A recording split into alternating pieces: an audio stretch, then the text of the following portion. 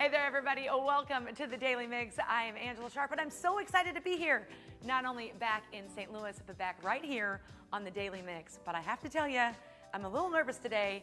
There's a studio audience over here, which I've never had before here on the Daily Mix. You guys happy to be here?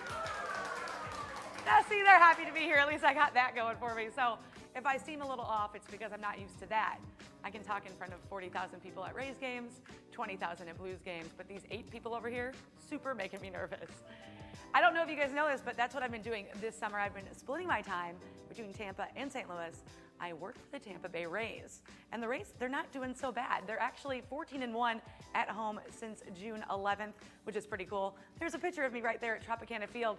The only thing that's really different about that versus the Cardinals is that that's in a dome, and the dome never opens up. So I'm always inside. But you know what's nice about that? It's always 72 degrees inside, which makes it kind of nice. Now, the Rays have a couple of All-Stars. Wilson Ramos was nominated to the MLB All-Star game. Sadly, he was hurt. And Blake Snell, he wasn't originally nominated to the All-Star game. See, pitchers are nominated by their peers, and he hadn't made it, which caused a lot of ruckus within the Rays fans, the Rays team, and the Rays organization.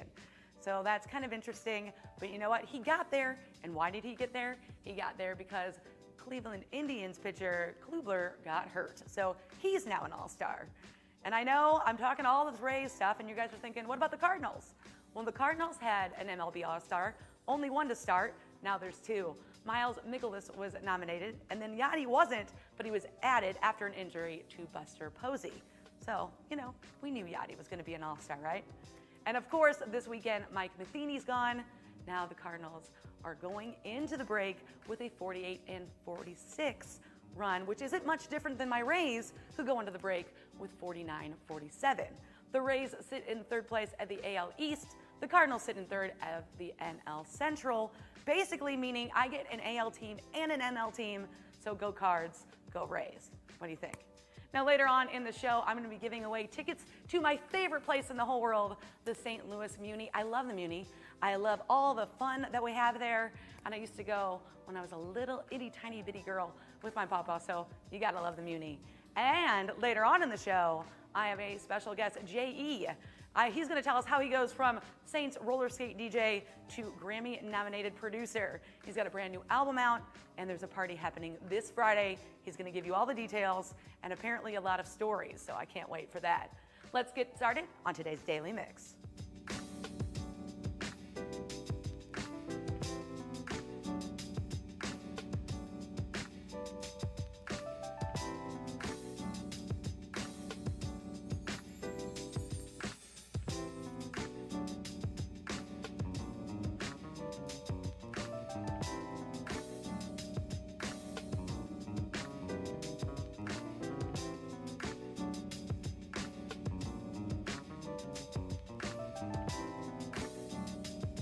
Now, just last week, the Blues announced that St. Louis native Patrick Maroon will be wearing the note this coming season.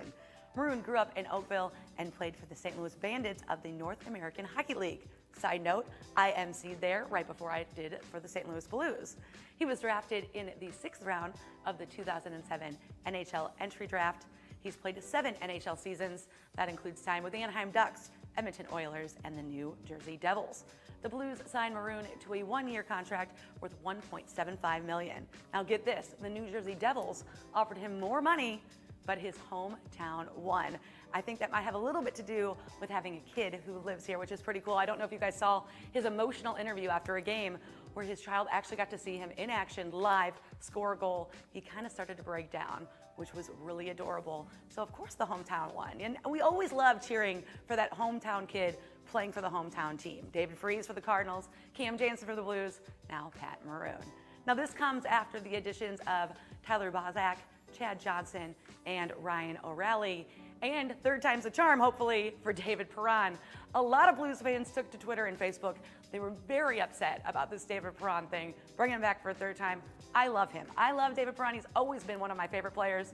I used to really like it when he wore the white skates skating around. Yeah, you could tell he was young then. But he is now signed for a third time with the St. Louis Blues. You know it's going to be a charm.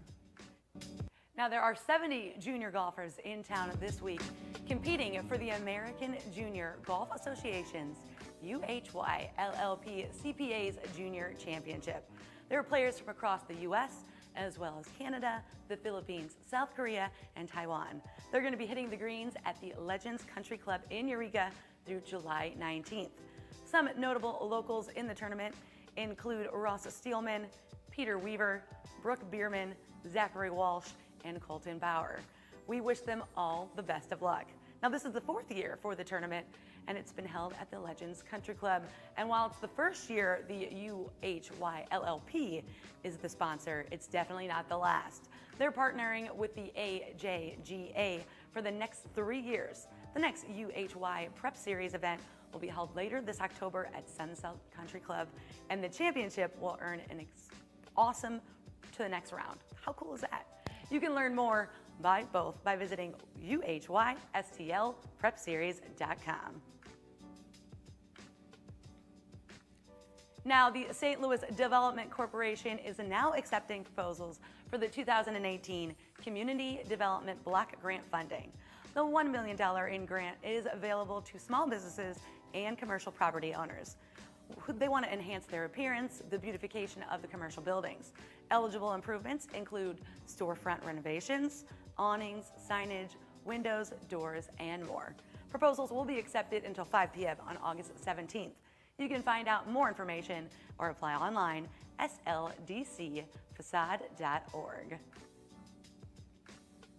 Now it is official, 21 Pilots have announced their new tour. It's going to be starting October, and guess what? St. Louis is one of the first stops along the way. Along with the tour announcement, they also released 2 new songs from their upcoming album, Trench, which is the follow-up to the 2015 Blurry Face. While it looks like you'll have to wait until October 5th for the full album, you can head on over to their website now and watch the music video to their new single, Jumpsuit, and listen to Nico and the Niners. Tickets for the tour go on sale to the general public this Friday. They'll be playing at the Enterprise Center, which used to be known as the Scott Trade Center, on October 19th. You can find out all the details at 21pilots.com/Bandito Tour. Now, if you're from St. Louis, it's no secret that our city has a ton of great things to do, and for free. And that's exactly why we're on Livability's latest list. Found the U.S. cities with the most freebies. They list 6 of the Americans' top destinations where you can see and do incredible things without breaking the bank. For the art lovers, Livability gives mention to the St. Louis Art Museum, St. Louis University Museum of Art, and Lurmeyer Sculpture Park. Free tours and tastings at Anheuser-Busch and Schlafly Bottle Works are a must for all those beer lovers. And what is an awesome free attraction here in St. Louis? Well, the St. Louis Zoo and Forest Park join them on the list. Other cities with a lot of freebies: Washington, D.C., Pittsburgh, Savannah, Georgia, New Orleans, and Myrtle Beach. You can find out what all the cities have to offer at livability.com. And speaking of freebies this summer, the St. Louis Art Museum is inviting you to join them on an incredible journey free at Art Hill. It's the Art Hill film series inspired by the museum's Sunken Cities exhibit. The movies all follow a search for something. It could be truth, treasure, or justice. The series kicked off last Friday with Raiders of the Lost Ark and continues this Friday, July 20th, with Hidden Figures. On July 27th, Dr. No will take the screen, and The Never-Ending Story will close the series August 3rd. You can definitely make a night out of it. There are going to be food trucks every week. That starts at 6, and then live music starts at 7.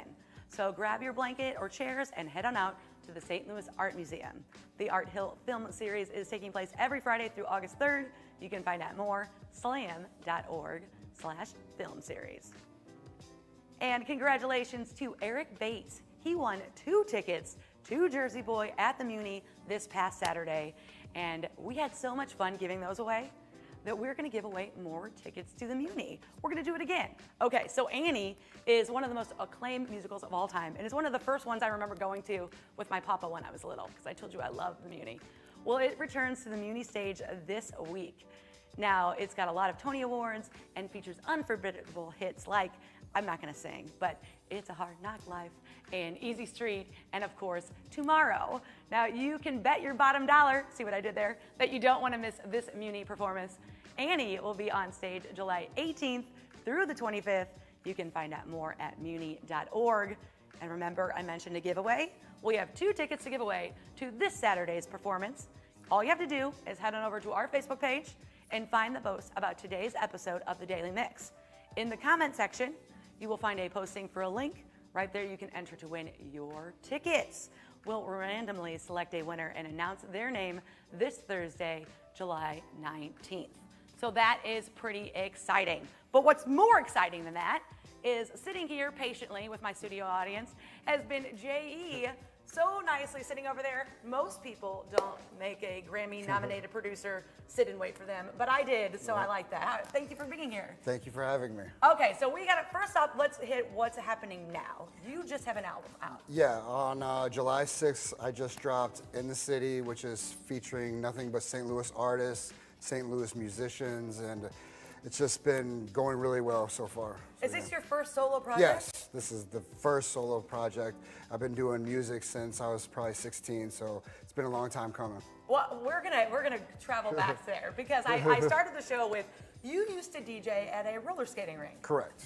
Saints. Saints and Olivet. So you DJ'd there. Well, how old were you when you were DJing there? Probably about 16, 17 years old, yeah. So when you were DJing at the roller skating rink, did you foresee this as your future? No, I actually thought I was going to be a DJ, like a Kid Capri or a Funkmaster Flex or DJ Cut, you know what I mean? Right, Yeah. okay, so that's where you thought you were going to go. Yep. So how did this unravel for you? I just loved DJing and the music aspect of it, and whenever I was up at Saints, they had a studio, and so I just kind of hung around and learned how to mess around with the equipment and whatnot. Okay, so when did you get into that? Because 16 is still kind of young. Yeah. To get into that. So when did music start to really interest you? Probably around 18 years old is when I started taking it serious. There was a local hit that we did called Give Me What You Got, and it just kind of blew up. And after that point, I was like, all right, well, this is what I'm going to start. This is what I'm really going to do. Yeah. But when you were a little kid, did you always love music? Yes. I loved Run DMC, Michael Jackson, and, all, like so much music I was brought around. So how does one get started DJing at Saints at such a young age? I was doing a lot of house parties, and my friend at the time was like, hey, do you want to DJ on Saturday nights at Saints, which was a big party? And I was like, well, if you want to come and just hang around, maybe they'll throw you in, and you'll get to meet the people and whatnot. And that's whenever I came across the studio at Saints, and I just, was love with the studio life. I love how you kind of put yourself in the right spot to make that all happen. And then, of course, Country Grandma. So first you met Ali? Ali, yep. I first met Ali. They were coming in for a studio session at the time, and I was making music, and Ali really liked my music and introduced me to Lunatics, Murphy Lee, Nelly, and Kiwan, and City. And from there on, musically, we grew as, like a team almost. Well, I like that. Now, so when Country Grammar came out, what was that, 2000? 2000, yeah. So you were still relatively young, right? I had just turned 21. Just turned 21. So 21, and you've got a lot of notoriety. Is that weird at 21? It was a lot, yeah. I mean, at the time, it just was so much to take in. I mean, like the whole world was bumping Country Grammar, and I just turned 21, so it was pretty overwhelming. I kind of love that. And so then what happened from there? How do you keep building upon that? I just kept on doing music, and we ended up doing Nellyville, Murphy's Law, and I just kept on the grind. Didn't really venture out outside of the Lunatics. I just stayed in my the home base. The home base, and you're kind of kept it home base for this album because you Correct. said it's all St. Louis artists. Exactly. I've always wanted to do, even back then when I was 21, I've always wanted to get like a bunch of St. Louis artists, the great St. Louis artists, and put them all on one record. And so I figured, let's do that. I'll start on here. That's why it's Volume 1. I hope to do, many more as well. So is there anybody on this album that maybe we haven't heard of yet locally that we should make sure to take note of? It just depends on what you listen to, but I mean there's a lot of new artists on there, and there's some that are familiar, like Chingy, Murphy Lee, JR, Tefpo, and stuff like that. But and you've kind of scanned the base of there's kind of different genres. In yeah, this I one actually as well. have a Story of the Year on there, which is a big platinum local St. Louis group that everybody kind of knows in the rock world. So yeah, those guys actually lived right around the corner from me when we were doing Country Grammar, and it was just, I don't know what it was with that street, but there was like so much musical talent going on. Just a lot of talent on that there block. Yeah, yep. I kind of love that you've kept it all within home, but on this Friday, you have Red Bull Presents The Mind of J.E. Yes. I'm a little worried about what happens in your mind, sir. What can someone expect at this party? Well, it's Mastermind opening up. He was inspired by the J.E. sound and the country grammar sound, and then E40, which I was inspired growing up. I listened to a lot of E40 growing up, and so Red Bull had brought them two together, and then after that is going to be pretty much like the artists on my album all getting together on one stage, all St. Louis artists and musicians just jamming out. Oh, we gotta love that. And Yep. so you guys can check that out. That happens this Friday at the Pageant. But now I need a story. I mean, I know that you are full of stories. You asked me backstage before we started, you were like, how silly can my story, or you didn't say silly, Yeah. I'm using the word silly. Yeah. So give me a crazy story that's happened to you in your run here. On this run or like over the whole Over thing? the whole span. Because you've had quite an interesting life. I mean, it's just, just the parties and just bumping into people. When I lived out in LA, it was always like bumping into like 3-6 Mafia or some Hillary Duff or somebody else and end up just hanging out and partying with them. Did you work with Hillary Duff? No, but my friend was like dating her at the time, so it was So like, you were always with Hillary Duff. Because yeah. don't take this the wrong way, but you and Hillary Duff don't really kind of mesh in my mind. No, I actually did some music for some soundtrack. I forgot what the name of it is. I think it was Material Girls or something like that. But I mean, I do a lot of pop music and rock music. I like to venture out and do as much music as I can, Well, I kind of like that you've kind of spanned all the genres, but you haven't hit much country other than the St. Louis style. I personally haven't, but my friend Coco, who came up we all came up together, but he was doing beats at the time, and he did Shake Your Tail Feather, and then he did the one with Tim McGraw and Nelly. And so, and then not only that, but we've met with like Florida Georgia Line and so many other country artists as well. I guess you have. And I know you're a big country fan. I'm a huge country fan, and Nelly was on tour with Florida Yes, last year. yeah. So And that was an amazing tour. They rocked out really well on that. they really mesh really well together. Yeah, exactly. I once And asked- Nelly likes country. Well, I once asked him, I said, Nelly, Tim McGraw, Florida Georgia Line, Yeah. have you gone country? And he said, no, they've gone hip hop. Yeah. He's probably right. Exactly. Yeah, times are changing, so everybody's just kind of, fitting in where it feels good. It's kind of like one big mesh. Now, what kind of words do you have for someone watching? Like, there are people watching who probably didn't realize that you started as a roller skate DJ and got here. What's the biggest wisdom you can give them? It's just basically locking yourself in, just tie yourself in, just delete all the problems around you, just kind of like zone into your music and make that the focus of where you're trying to be at. And I mean, don't put anything else, like, don't let the outside world get you down and stuff like that. For me, it was like my outlet. So it's just like I constantly was doing music. Like I would wake up doing music and that was my life. That was your life. When did you first buy your first, what do they call them, Turntables, yeah. Okay. I had to have been like around like 16, maybe 15, right around there, because I was doing like high school house parties and stuff like that, and like packing in so many records in the trunk and just going to far out like house parties just to DJ. So now you're relatively well known. Do you have a lot of these people from house party days where like, I was at a party. Yes. And you were DJing. Yeah. We all have like, I know so many people where we have like crazy like house party stories, and I just remember like having this big coffin which was filled with not coffin like that, but a coffin full of turntables. Okay. And it was like sitting on our laps in the back seat, and like 3 of us in the back seat and a trunk full of like records, and it was just to go out like I think in Berkeley to party or something like that. It was just all of us have so many wild stories. I love it. Well, J.E., the mind of J.E. Yeah, the 20th. That's the 20th at the Pageant. At the Pageant. And you said pretty much everybody's gonna be there. Yeah, I mean it's literally gonna be E40, Mastermind, Murphy Lee, Chingy, Tefpo. I mean, there's just so many, JR, there's so many good artists. There's way more than what I'm naming off because it's it's literally a long list, but yeah, everybody should be there. So this is going to be quite the party in Exactly, St. Louis. yes. So this is something you should check out. This Friday. RedBullMusic.com is where you can check that out. And the album just came out earlier this month, right? Yeah, on the 6th, like 2 weeks ago. 2 weeks ago on the 6th. So if you don't have that yet, where can they find that? That is on iTunes, Amazon, Spotify, Tidal. It's everywhere. Yeah, whatever you use, it's on there. Okay, well, where can someone cyberstalk you? I am on Instagram, JEBeats314, Twitter, JEBeats, pretty much just JEBeats and JEBeats314. So So we got a list right there on your screen right now. You can cyberstalk JE and figure out where he's doing. That's funny, what he's cyberstalk. going. Well, I'm sure. I mean, that's what it's called. I mean, that's what it is. Yeah.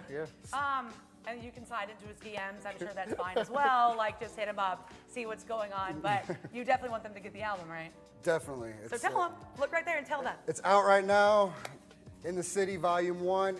It's on all digital music outlets. Go download it, buy it, listen to it. Let me know what you think. There you go, JE. Thank you so much for Thank you so coming much. on and hanging out with me. And thank you guys for watching. And after you cyberstalk him, you can cyberstalk us. You go to Facebook, YouTube, Twitter, and Instagram. You can always drop us a line right here at the Daily Mix at stltv.net. We want to hear from you, so make sure you message us.